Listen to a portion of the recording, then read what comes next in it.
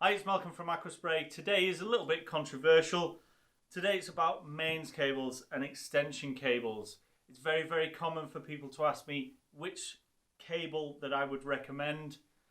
The answer before we go any further is I do not recommend using an extension cable whatsoever for any pressure washer, whether it's Kranzle, Karcher, any other maker pressure washer. I do not recommend them. But I do realise that some people need to use them, and this is my thoughts on it.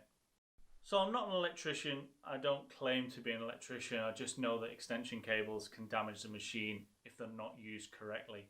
If you are going to use an extension cable, try to make it a 2.5mm cross-section cable with a good quality plug and socket on each end of it. Make sure that you fully unwind it and that it's plugged into a good power supply. Then you'll be fine. But if you don't do it, you do risk damage to the machine.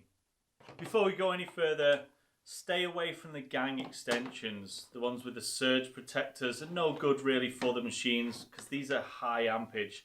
These are alright to put in a table lamp on in your bedroom or charging your mobile phone, but don't put any real load through these. So I would not recommend them. The next one I don't recommend is this type of cassette cable. It's a very thin and poor quality cable. On the actual writing on it, when it's brand new, it'll say that if it's fully wound like that and I plug it in, it'll only do about 700 watts. If it's fully unwound, it'll say it'll do 3000 watts. I wouldn't trust it. It's a very thin cable. And again, it's more for lighting and light things. So I don't recommend any of these. The next ones are heavy duty extension cables. These are getting better. These are a better quality cable. But again, a lot of the times you'll go 30, 40, 50 meters with these. And then people don't unwind them fully. With cables, you need to completely unwind them, or else there's a coil, you'll get a resistance, this cable will get warm, the voltage will go down.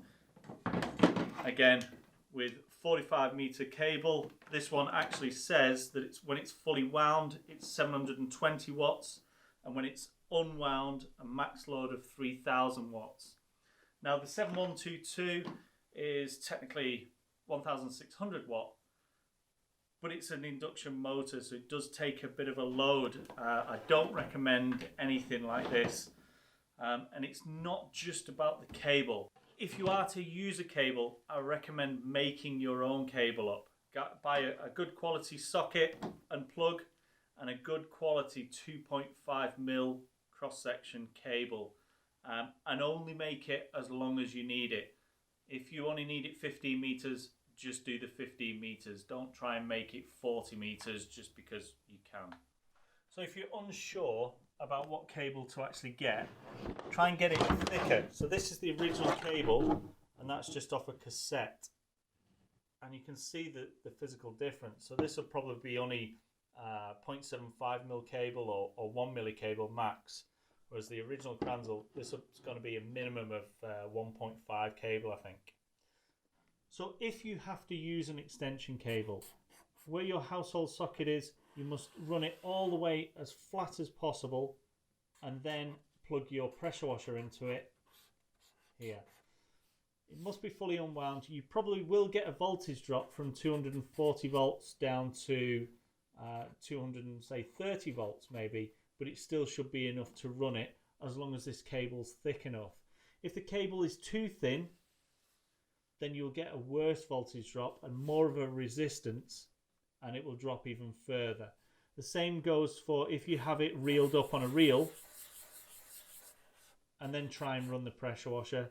This coil here, there's a lot of physics in there that I don't really understand, but it will drop the voltage more. If you get that voltage drop, you will break the capacitor inside the machine. They normally go from 40 microfarad for the small compact machines, and they have a tolerance of 5% either way. So at 38 UF and under, you need to replace that capacitor. If you don't, you'll end up burning the motor out or causing other problems somewhere down the line. Now, although a mains cable isn't that bad, and 230 volts is easily enough to run the machine because it'll have a tolerance on there to say 230, it depends on where this plug is in your house.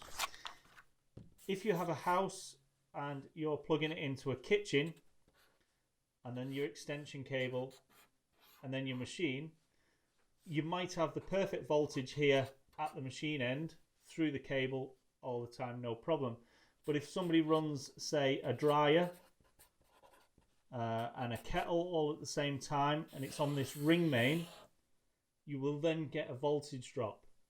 And that voltage drop, because this is taking 3 kilowatts, that's taking 3 kilowatts, the machine's going to take 3 kilowatts, and all that voltage will go down, and that will cause a problem as well.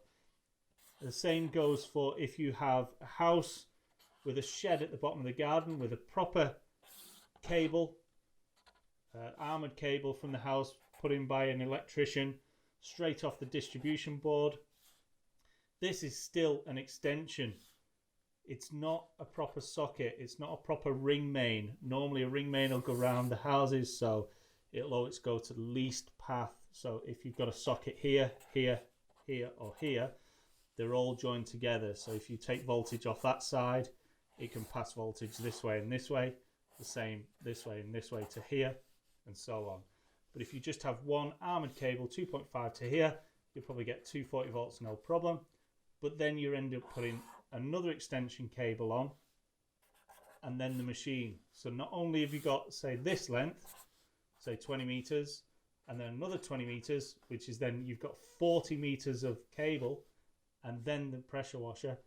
You want to try and avoid all this because you need 240 volts for this machine to run properly.